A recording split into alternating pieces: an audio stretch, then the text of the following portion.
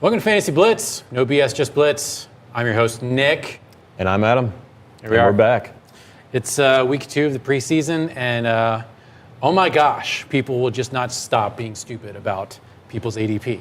Yes, ADP crashes, ADP skyrockets, players crashing, players skyrocketing, injuries across the board. It's actually been a pretty busy week as far as preseason stuff goes, which is great for us because it gets a little boring sometimes. Yeah, but the interesting thing about this week 2 is there's been a lot more kind of like, there's been a lot of co-practices. Yeah, those have been nice to see. It's been nice really to see. Nice. And there's at least 2 fights a day at these co-practices. Yeah, that's been crazy. With a little wink and a nod from the coaches, they're like, oh man, we hate to see it. Yeah, our guys just have so much passion. Yeah. Don't do that. They're just hopped up on passion. Oopsie. So when it comes to this, these kind of fights at practices and the co-practices, what are your takeaways? I mean, look, they fight in games and stuff all the time. The difference is they get flagged for it. Yeah. So in these practices, they don't get flagged for it. There's no repercussions. So of course they're going to act out a little bit more because they know they can. And there's a lot of aggression, obviously, that they're dealing with, and a lot of a lot of these players, it's their first time out on the field again for a long time. Yep. Vets are starting to come back out now. So a lot of it's just, guys on a football field practicing. They're not with their teammates right now, so they have another guy that they're playing against right now, and there's no repercussions to fighting. So it's just kind of it just happens. I saw some tweets about Packers players fighting people, and that never happens. Packers they don't do that. They don't do that. But they did recently, and I was like, okay, all right, boys. A little bit more civilized up there. And, they're just quiet. They've always been a quiet team. And I heard a thing about Aaron Jones swinging at a guy when he got tackled, and I was like, all right, shoot, let's do it. Interesting. Yeah.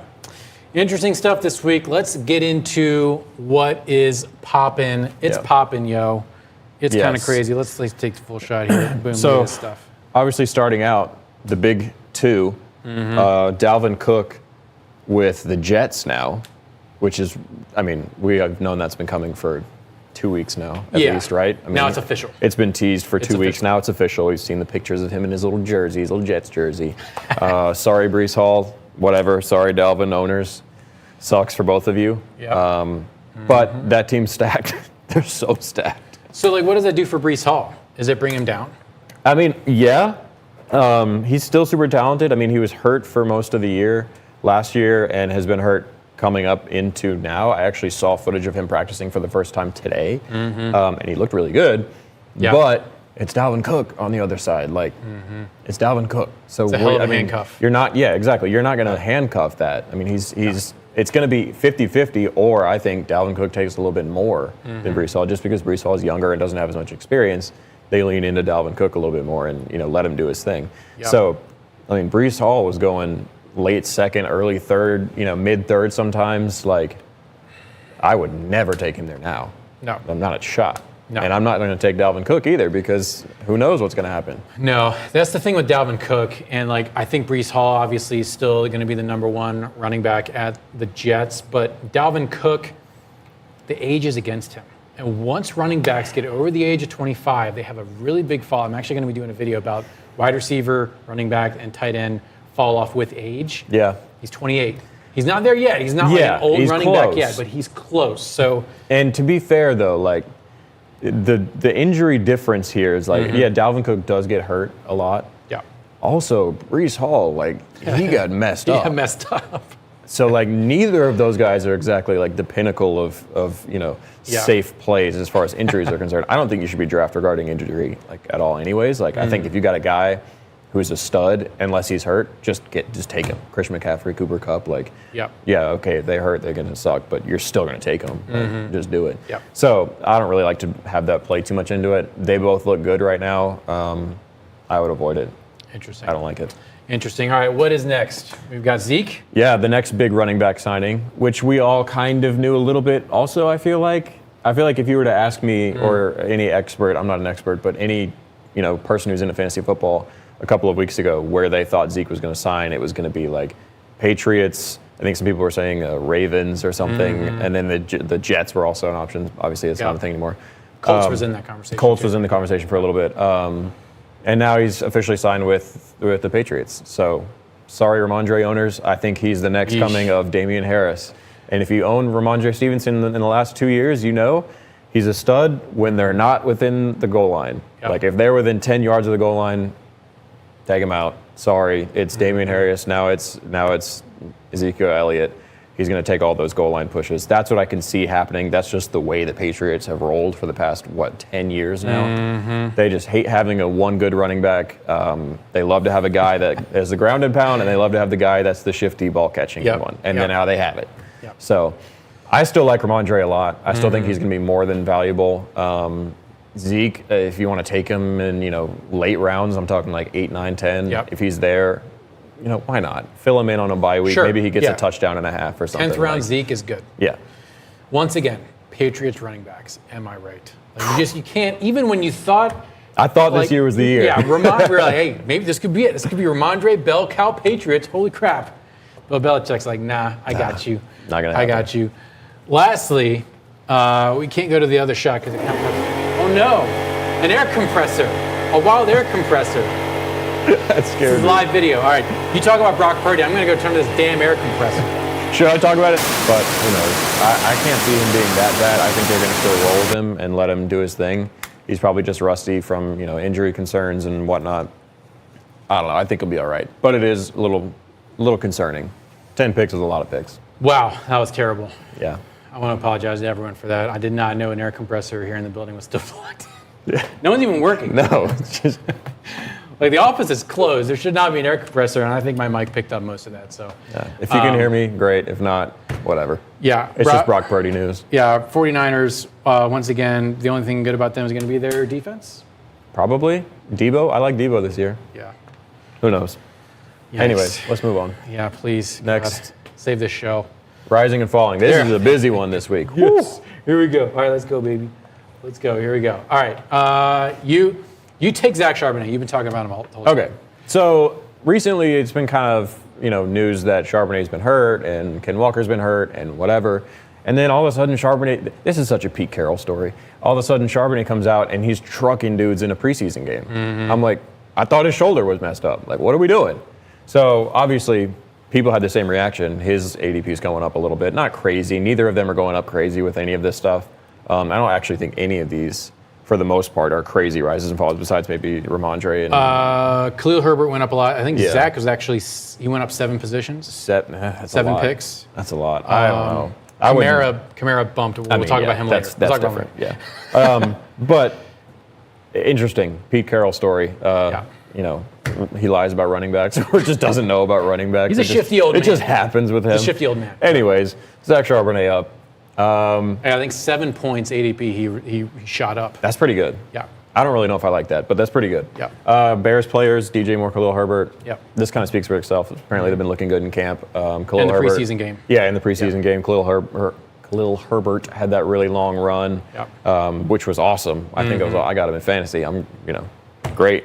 I got him in Dynasty, excuse me. And then DJ Moore, I can't get on DJ Moore. I can't. Not only just because Justin Fields is a little shaky with the ball throwing, but DJ Moore, like in the past, granted he's never had a great quarterback or anything, but he's just not super consistent. No. Like he's a very talented player, and if he's given the opportunities, I think he can be great. I don't think he's going to get that kind of opportunity in Chicago. That being said, he is way up. Like I've seen him going way too early. Like I'll see him in I want to say 5th round or something. The 5th round? 5th, 6th round. I've seen him go there, and I'm like, holy guys, you're taking him over guys like, that's crazy. I don't know, Drake London and stuff. Michael Gallup? Yeah, all over the place. Yeah, and I'm not a Cowboys guy, but if Michael Gallup's out there and you choose between Michael Gallup and DJ Moore, you pick Michael Gallup. It's tough because Brandon Cooks is now there in Dallas, but I don't know. I don't like either of them. I don't like that whole situation. Let's get out of here. That's true. Saints players now. This one pains me a lot because I really like Chris Olave, and he was going really solidly in the 3rd round. I could get him with 304, Now I can't get him there anymore because he's going in the 2, and he's going end of 2, early 3, like too soon. I'm in the middle there. Can't happen anymore, which kind of sucks. He is so talented. Yep. I have been preaching Chris Olave since the end of last year. He's a stud. He's going to be a stud. If anybody saw, I'm not saying he's Devontae Adams, but if anybody saw Devontae Adams with the Raiders and Derek Carr last year, don't worry. Don't worry. He's going to get his this year, and he's going to be insane. Alvin Kamara, reason he's rising is kind of like dull. Yeah, he could be scary. I say it's a scam. Yeah. Because he had one run. Yeah. Right? And everyone saw that one run, and they're like, oh my gosh, Alvin Kamara's back. Look, he's an old running back, and he's got a 3-game suspension. Yeah. So I don't think he's going to be like the bell cow at the Saints. I don't think any of them are. That's just the way the Saints roll. Like, they just rotate dudes out so fast. Yep. Like, Kamara, Jamal Williams now, Kendrick Miller's there now. Like, there was rumors that Kareem Hunt was going to go there. Like, they're going to that backfield is going to be like a nightmare. It's going to be crazy. So he pumped 12 positions, which makes sense, and then came back down. So he was only up by like that 7 initial or 8. jump makes sense because people are like, he's back. Yeah. And then they're like, wait a minute, he's Alvin Kamara. So it's like he could be. I think Kamara's the type of guy who's going to have 5 touchdown game. And then the rest of it's going to be like a 5-touchdown game. Yeah, like he could have one or two games where he's like absolutely insane and gets you 50 points on the week, and then the rest of it's kind of like, he's good, but he's not really what we used to have. I feel like. I'm just going to remind myself as to who the depth chart is. So you got Kamara, Jamal Williams, Kendrick Miller, and Darrell Williams. Yeah.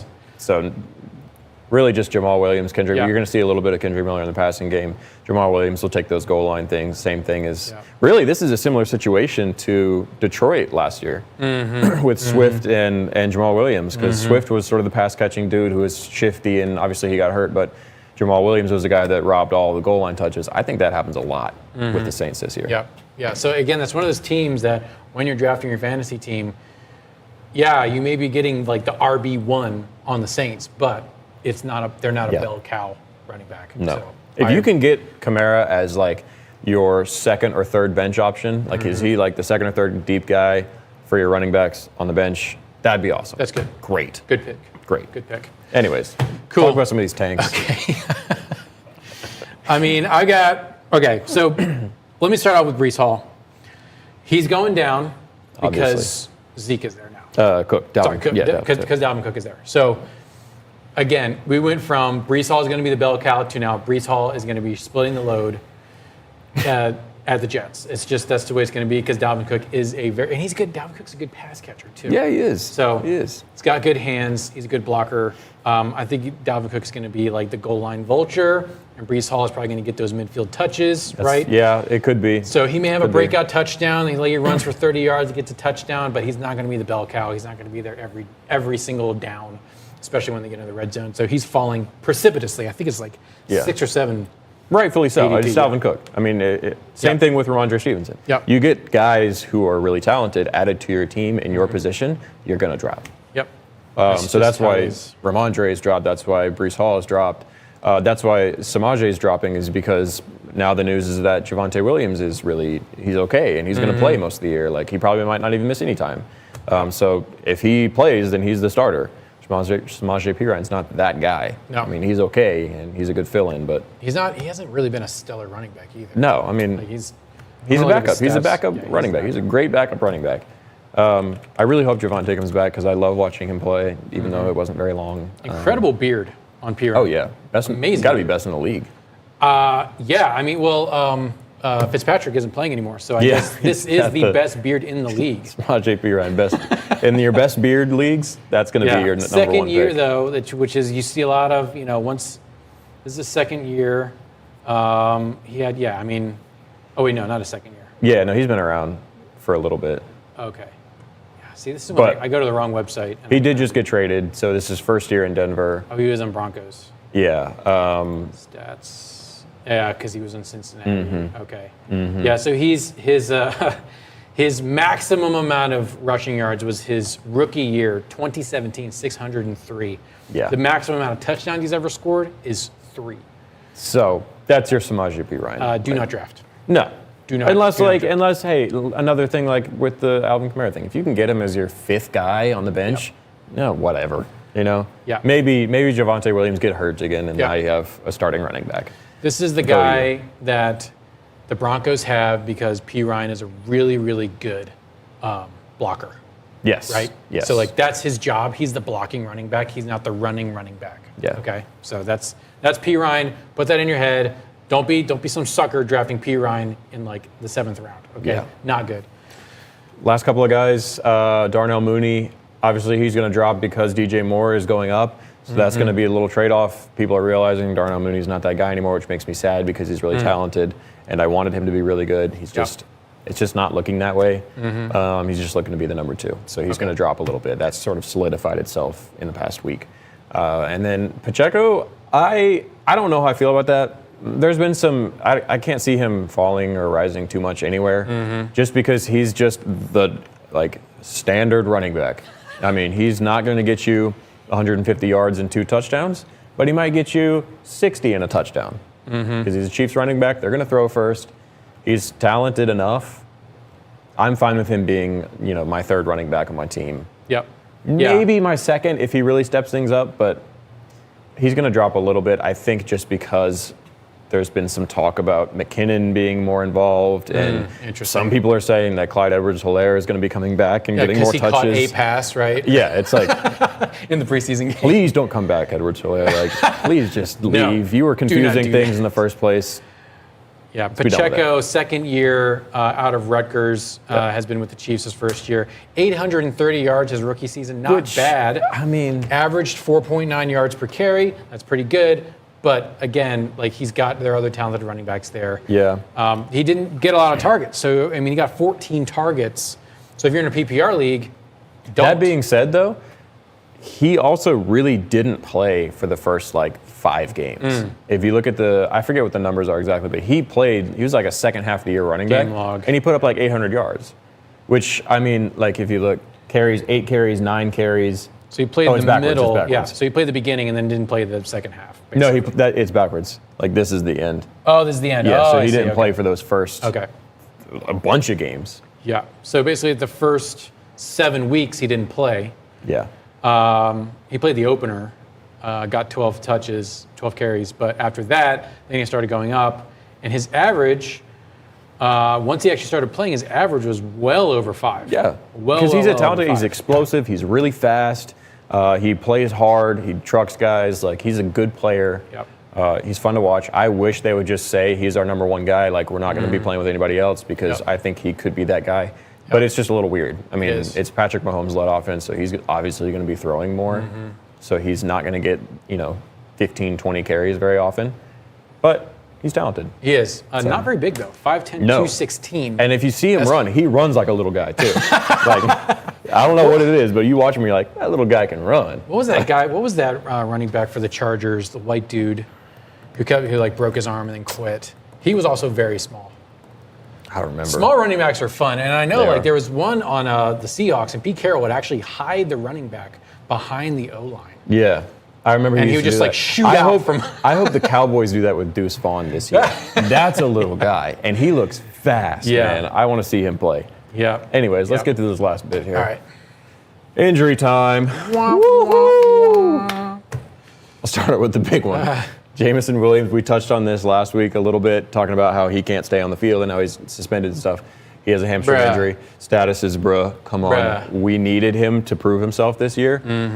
And now he's going to be suspended for 6 weeks. And then when he comes back, he's going to be apparently, 2 or 3 weeks outside of that with an injury.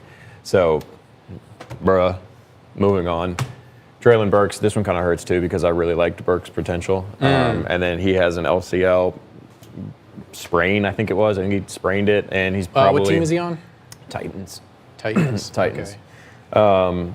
Sprains it, I think it was. I don't know if he's going to be doing any kind of surgery or anything like that, but he's going to be missing a couple weeks. Honestly, I was kind of shaky on him to begin with just because D-Hop's there now. Yeah. So, sad to see because he's a talented kid.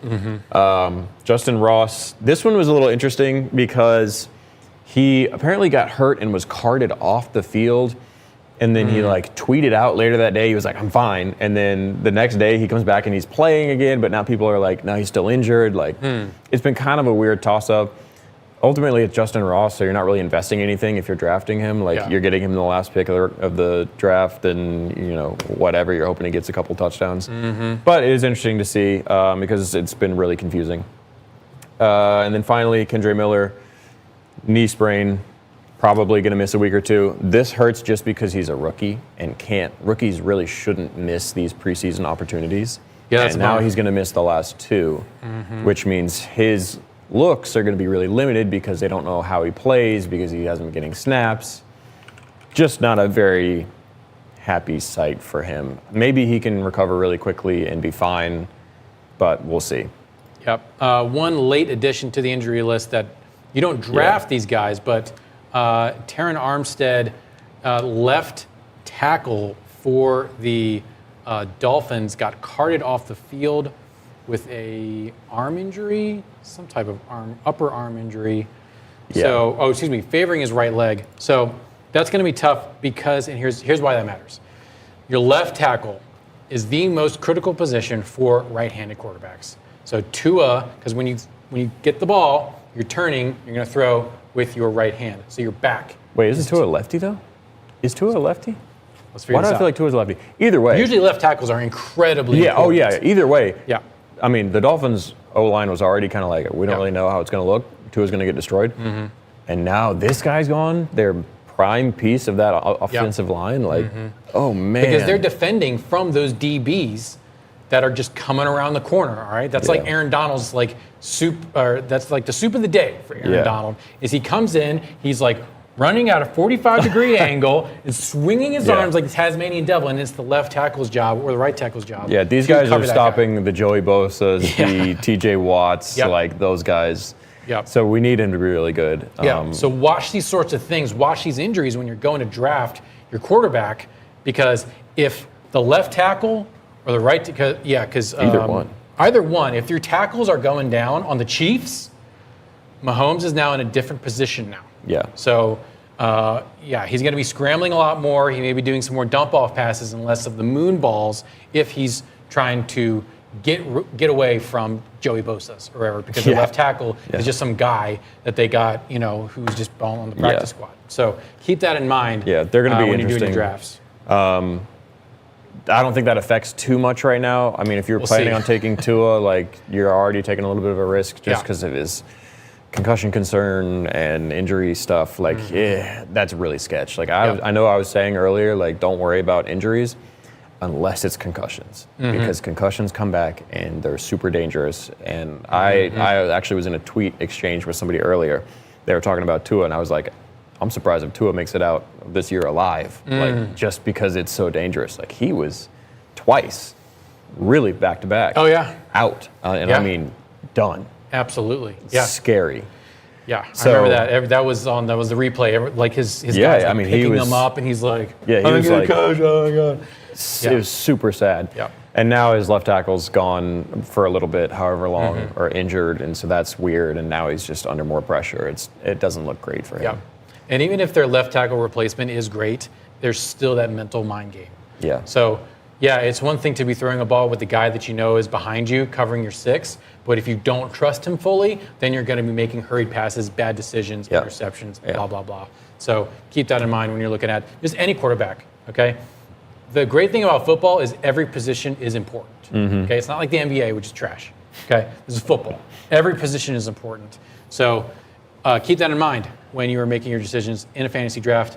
Adam, real quick, we've got Colts and we've got Arizona as do not draft any player ever. Yeah. Have we added to that list yet? Houston? Houston's there. Houston? I think I would draft. Yeah, we should put this somewhere. I think I would draft Dameon Pierce. Probably. Just because he's super talented, he's going to get a lot of work. Texans.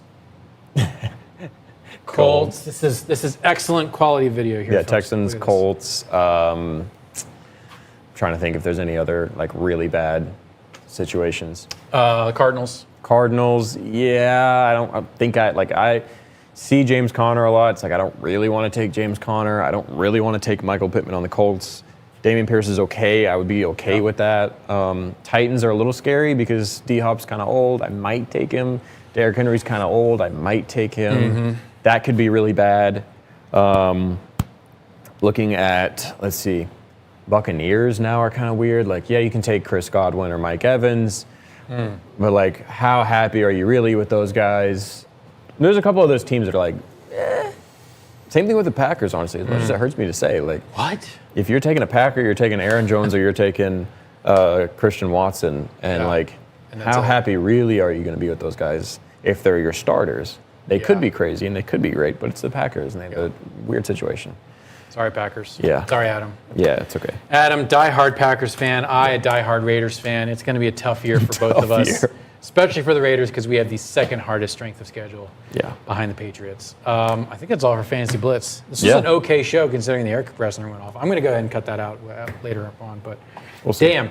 Appreciate all of y'all coming to hang out with us at Fantasy Blitz. Hit that subscribe button. Hit the like button. We're at like 123 subscribers. Not bad. That's pretty freaking cool. Not bad. For just kind of screwing around doing fantasy football. Appreciate you. Comment below on what you want us to cover. We are going to be going live every Thursday throughout this entire season, even up until the draft, like the actual NFL draft in May of next year, because we're Fantasy Blitz, and like we got to see who these people are ahead of time. So appreciate you all for coming to hang out. I think that's it. Fantasy Blitz, no BS, just Blitz. Appreciate y'all. Boom, boom, boom.